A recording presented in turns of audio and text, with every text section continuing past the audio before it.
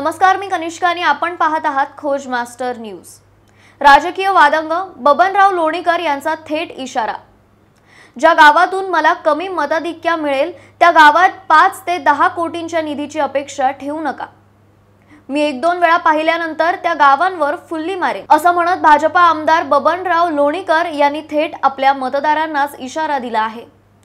त्यांच्या या वादग्रस्त विधानामुळे राजकीय वर्तुळात खळबळ उडाली असून विरोधी पक्षांकडून या वक्तव्यावर तीव्र प्रतिक्रिया व्यक्त होत आहेत।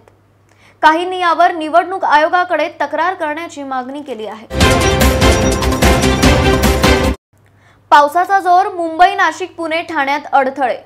मुंबई, काल रात्रीपासून सुरू असलेल्या मुसळधार पावसामुळे अनेक झाडं आणि फांद्या कोसळल्या। अंधेरी, विलेपार्ले, जुहू, सांताक्रूज, वांद्रे झाडं पडून वाहतुकीस अडथळा। मध्य रेल्वेवर अनेक ठिकाणी उशीर। नाशिक, येलो अलर्ट जारी, गोदावरी नदीची पूरस्थिती कायम। रामकुंड, गोदाघाट परिसरात पुराचे पाणी, अनेक लहान मंदिरं पाण्याखाली। गंगापूर धरणातून विसर्ग सुरू, 6000 क्युसेकहून अधिक पाणी सोडलं जात आहे। ठाणे, मानपाडा ते माजीवाडा मार्गावर गाडी बंद पडल्याने प्रचंड वाहतूक कोंडी। वाहतूक शाखेकडून मार्ग मोकळा करण्याचे काम सुरू।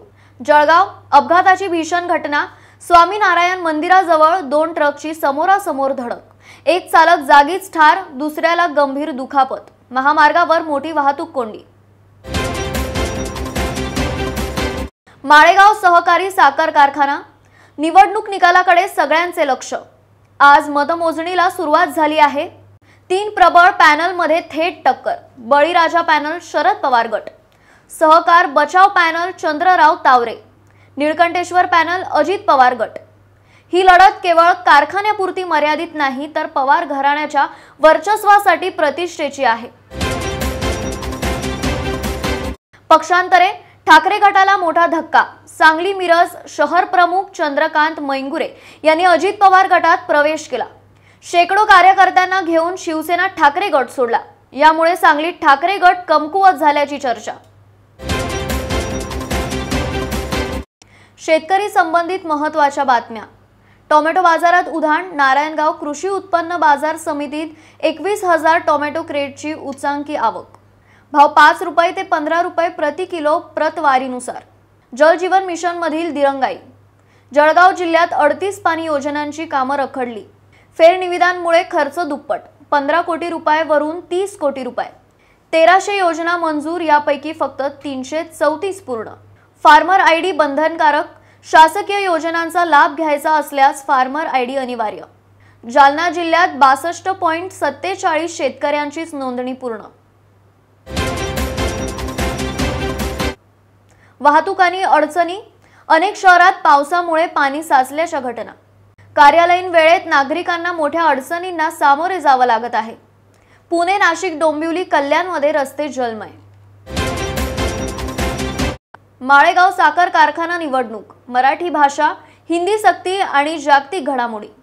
माळेगाव कारखाना निवडणुकीवरून अजित पवारांवर हल्लाबोल।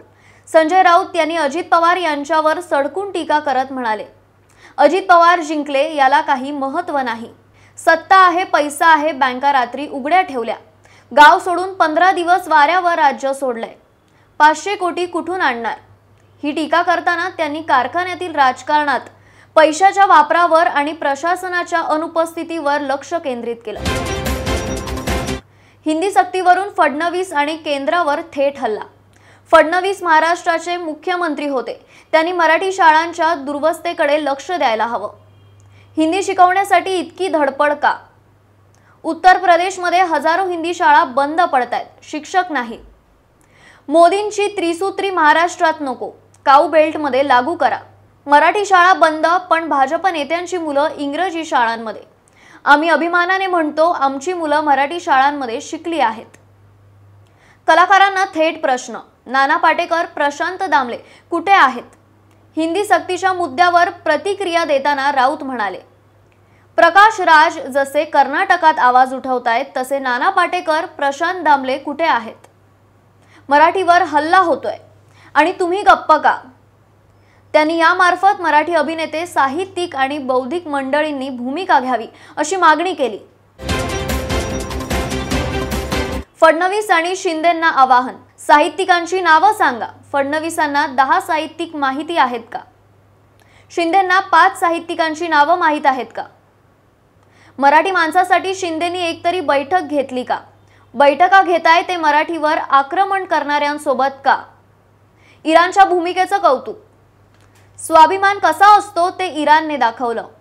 इराणने जसं ट्रम्पला न घाबरता उभं राहिलं तसंच भारतानेही शिका. संकटाच्या वेळी इराण भारतासोबत उभा राहिला. इराणचं हे धाडस मोदींनी आणि शहांनी शिकावं. संजय राऊत यांनी एका भाषणातून राज्य व केंद्र सरकारावर, मराठीच्या अस्मितेवर, हिंदी सक्तीवर आणि निवडणूक प्रक्रियेतील आर्थिक व्यापारावर संपूर्णपणे आक्रमक भूमिका घेतली. या वक्तव्यामुळे महाराष्ट्राच्या राजकारणात पुन्हा एकदा नवा वाद निर्माण झाला आहे.